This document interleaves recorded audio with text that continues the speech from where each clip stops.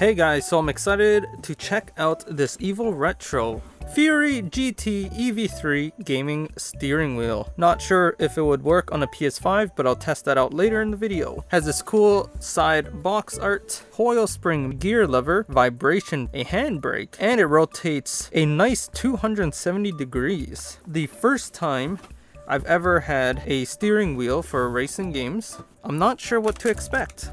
3 tabs. I like the nice red and yellow. Quick start guide. And first, the foot pedals. Lightweight plastic build, pretty strong spring tension, the entire steering wheel setup, all in one piece, really easy and convenient.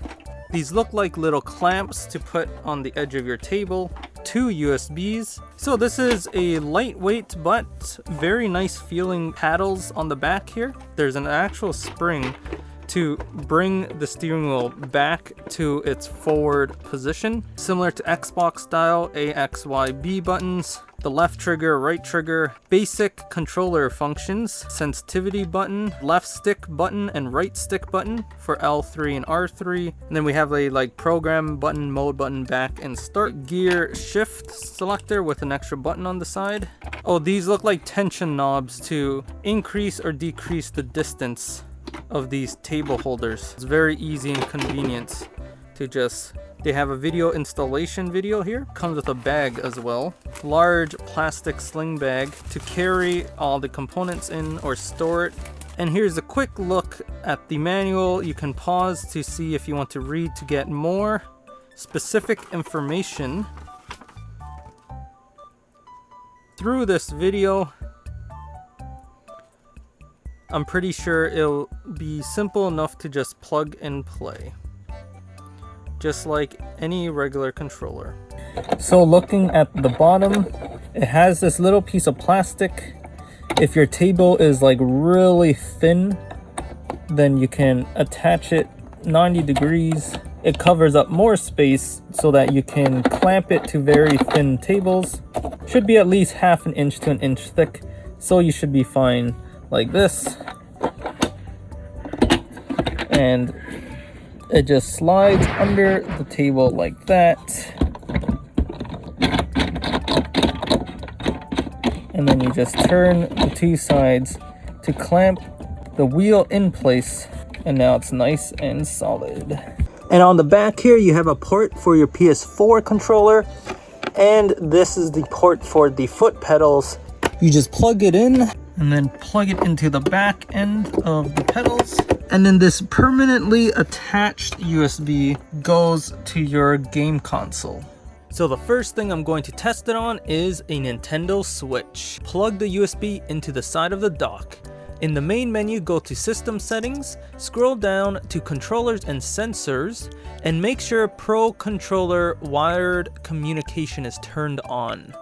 Then back in the main menu, go to Controller, change grip order, then just hit the A button on the steering wheel and it should automatically pop up as a USB paired device. And now all of the arrows and buttons should just automatically start working. So let's start up Mario Kart 8.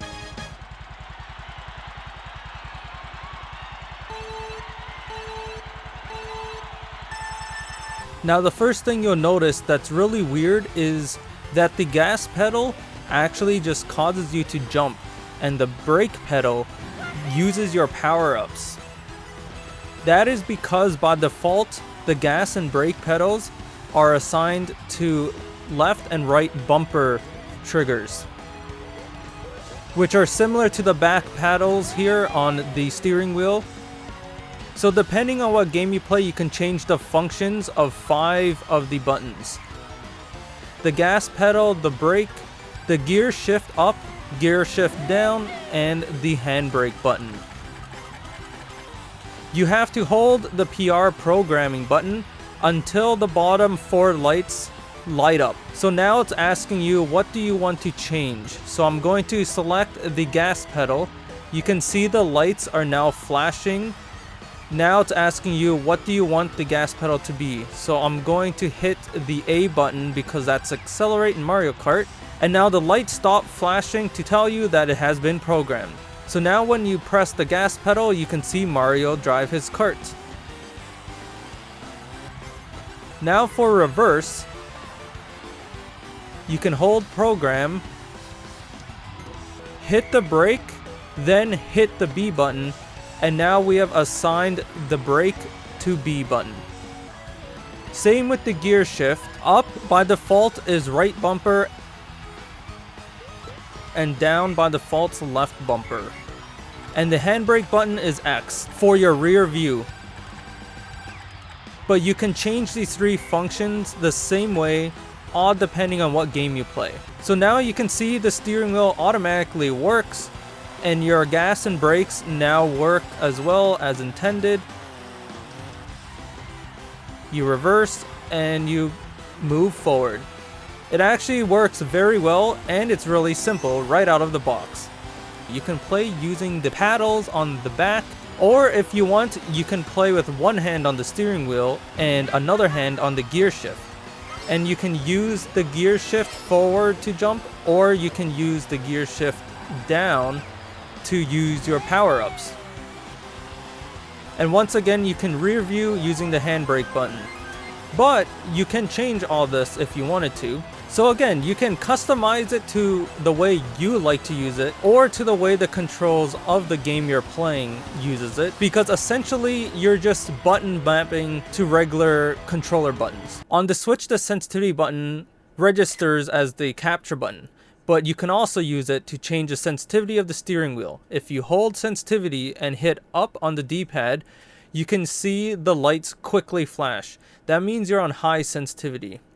So now a slight turn on the steering wheel will actually cause Mario to really turn very steep and drastically.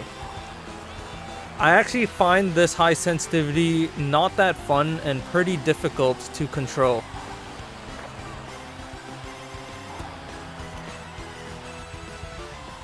So what you can do is hold sensitivity and then hit down on the D-pad, and you'll see the lights now flash slowly to show you that you're on low sensitivity. For me, this feels more like real life driving a car. You really have to turn the steering wheel more, which gives you more control over the amount of turning you have in the game. Same with the gas and brakes. A slight press on the gas will slightly accelerate. A full press on the gas will maximum accelerate. Same with the brake. So these are sensitive pressure buttons as well. With the PS4 off, plug the USB coming from the wheel. Then plug your controller USB in this extra slot and the other end into your PS4 controller. Then power on your PS4 from the console. The light on the wheel should turn on and the light on the PS4 controller should turn on. Then you can hit the mode button, which acts as the home button, and the wheel should just start working. I'm testing it in Rocket League, which is a bit interesting to play with. It gives you a totally different feel. It almost feels like you're playing a different game.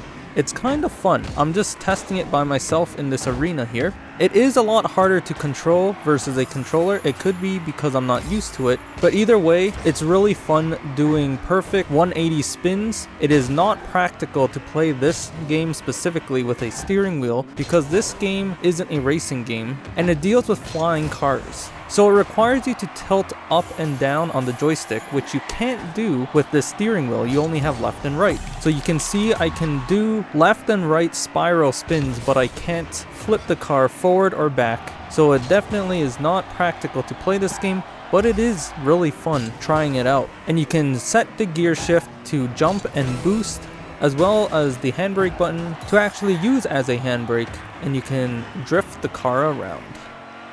And for PC, just plug it in and it automatically downloads the drivers. It pops up as Xbox 360 for some reason, but it must just use similar drivers, and you just start up a game and it just works. Plug in the Xbox controller, then plug it into your Xbox One system and turn it on. And just like the PS4, the light should power on and it just works nice and easy. I don't know why they don't advertise it works on Xbox, but it does.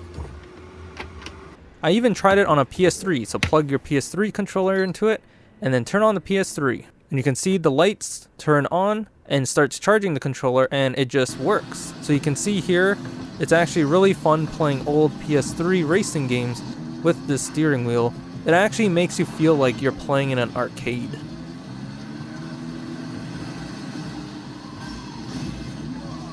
Now on the PS5 it's a bit funky, so plugging the PS5 controller in and powering it on, it technically works, but only for 10 minutes. After 10 minutes, the controller kinda dies or falls asleep on standby and you lose connection. Then when you try to turn the controller back on, it registers as a second controller or player 2, so I would say it does not really work for PS5s. Well, that was my demo and review of the EvoRetro racing wheel here. I hope you enjoyed the video and I hope this was a nice tutorial to teach you how it works. I think it's really fun. I've never had a racing wheel like this before, and playing games give you a nice, fresh experience that makes it feel like you're in an arcade. It takes a bit to get used to, but I find it's really fun, and if you enjoy racing games, then this definitely is a decently priced wheel that might work for you. So I'm really happy with it, and I definitely will be taking it out every once in a while to just get a really fun racing arcade fix. If you'd like more info, check the description, and once again, thanks for watching.